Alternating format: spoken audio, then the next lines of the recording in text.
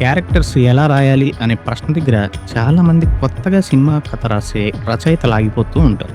కానీ ఈ వీడియో మొత్తం చివరి వరకు చూస్తే అస్సలు క్యారెక్టరైజేషన్ అంటే ఏంటి అనే విషయం మీద మీకు పక్కాగా క్లారిటీ వచ్చేస్తుంది. సో వీడియో స్టార్ట్ చేద్దాం.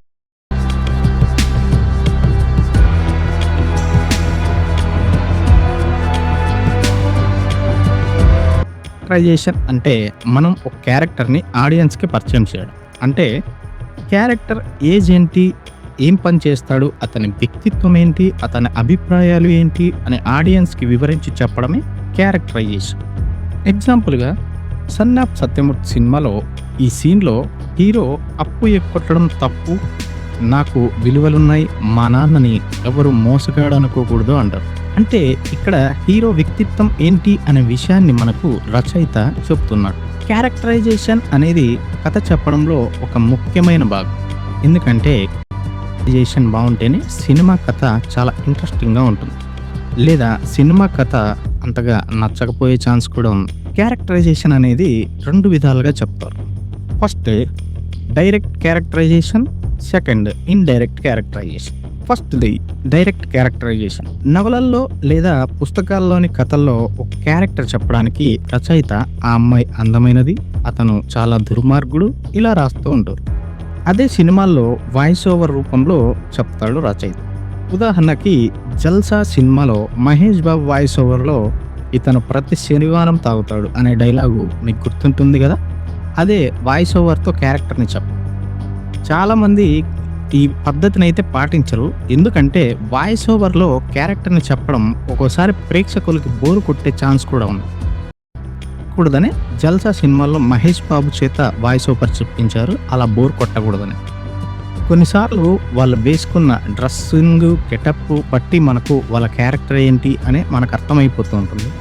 ఎగ్జాంపుల్గా పోలీసు, డాక్టర్సు, మాంత్రికులు ఇలాంటి కొన్ని క్యారెక్టర్స్. మనం క్యారెక్టర్ని ఇంట్రడ్యూస్ చేసినప్పుడు ఆడియన్ ఆ క్యారెక్టర్ ఎలా ఉన్నాడు, అతని డ్రెస్సింగ్ అపీరియన్స్ని బట్టి సినిమాలో ఈ క్యారెక్టర్ ఎలా జర్నీ చేయబోతుంది అనే ఒక క్లారిటీకి వస్తారు. పుష్ప సినిమాలో ఇంట్రడక్షన్ ఎగ్జాంపుల్గా చెప్పుకోవచ్చు. ఈ ఇంట్రడక్షన్ సీన్లో అతని డ్రెస్సు, హెయిర్ స్టైలు, ఆ బీడి కాల్చడం, పోలీసుల్ని కొట్టడం, ఇవన్నీ సినిమాలో పుష్ప ఎలా ఉండబోతున్నాడు, ఇతను ఎవరు అనే క్లారిటీ ఆడియన్కి వస్తుంది చూసిన తర్వాత. కొన్ని సందర్భాల్లో సినిమా సెట్టింగ్ కూడా క్యారెక్టర్ని చెప్తుంది.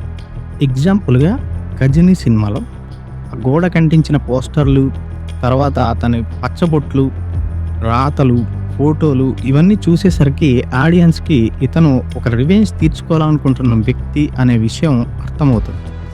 అదే సెట్టింగ్తో క్యారెక్టరైజేషన్ చెప్పడం. ఇలా డైరెక్ట్ క్యారెక్టరైజేషన్ అనేది క్యారెక్టర్ని చాలా బాగా ఉపయోగపడుతుంది. ఇప్పుడు సెకండ్ది ఇండైరెక్ట్ క్యారెక్టరైజేషన్. ఇండైరెక్ట్ క్యారెక్టరైజేషన్లో ఎప్పుడు క్యారెక్టర్ అనేది పాత్ర చేసే పనుల వల్ల రివీల్ అవుతూ ఉంటుంది. అంటే RRRలో భీమ్ ఇంట్రడక్షన్లో పులితో సీన్ ఉంటుంది. భీమ్ ఆ సాహసవంతుడు, బలవంతుడు, ట్రాప్ చేయగల ఐడియా ఉన్న వ్యక్తి అనే భీమ్ క్యారెక్టర్ని రిజిస్టర్ చేస్తారు. అలాగే బాహుబలిలో చూస్తే శివుడి లింగాన్ని మోయడం ద్వారా శివుడు ఎంత బలవంతుడు అనే విషయాన్ని మనకు రిజిస్టర్ చేస్తారు. డైలాగ్ రూపంలో క్యారెక్టర్ని చెప్పడం కంటే ఒక సీన్లో ప్రాక్టికల్గా వాళ్ళు చేసే యాక్షన్ ద్వారా చూపించడం వల్ల క్యారెక్టర్ అనేది చాలా బాగా అర్థమవుతుంది.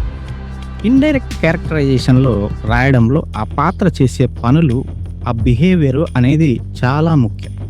ఒక్కోసారి పాత్ర పలికే డైలాగ్ కూడా చాలా ఇంపాక్టబుల్గా క్యారెక్టర్ని చెప్తుంది. ఎగ్జాంపుల్గా పవన్ కళ్యాణ్ గారి చూడప్ప సిద్ధప్ప నేను సింహం లాంటోని అనే డైలాగు ఎంత పవర్ఫుల్ ఇంపాక్ట్గా పనిచేసిందో మనందరికి తెలుసు. కొన్ని కథల్లో థర్డ్ పర్సన్ అయిన పాత్ర క్యారెక్టరైజేషన్ గురించి చెప్తూ ఉంటారు. అదే KGF సినిమాలో వాడిన టెక్నిక్. అలా ఇండైరెక్టర్ క్యారెక్టరైజేషన్ అనేది వేరే పాత్ర ద్వారా చెప్పించడం వల్ల ఆ క్యారెక్టర్, మెయిన్ క్యారెక్టర్ యొక్క ఇంపాక్ట్ అనేది డబుల్ అవుతుంది. ఇలా డైరెక్ట్ లేదా ఇండైరెక్ట్ ఏ పద్ధతిలో అయినా, లేదా రెండు పద్ధతులు సందర్భాన్ని బట్టి కలిపైన క్యారెక్టర్ని రాయొచ్చు. ఇలా చాలా పద్ధతుల్లో క్యారెక్టర్ని రివీల్ చేసే అవకాశం ఉంది. మంచి క్యారెక్టరైజేషన్ రాయడం అంటే మంచి సినిమా కథ రాయడం. ఎందుకంటే మన కథని నడిపించేది ఆ క్యారెక్టర్సే కాబట్టి. సో ఈ వీడియో కనుక మీకు నచ్చినట్టయితే ఈ వీడియో ఎలా అనిపించింది అనేది కింద కామెంట్ చేయండి. షేర్ చేయండి వీడియోని, ఎందుకంటే ఇది చాలా మందికి యూజ్ అయ్యే ఛాన్స్ ఉంది. సినిమా డ్రీమ్స్ ఎంటర్టైన్మెంట్ ఛానల్ని సబ్స్క్రైబ్ చేసుకోండి. Thank you very much friends. Bye. అసలు సింగిల్ లైన్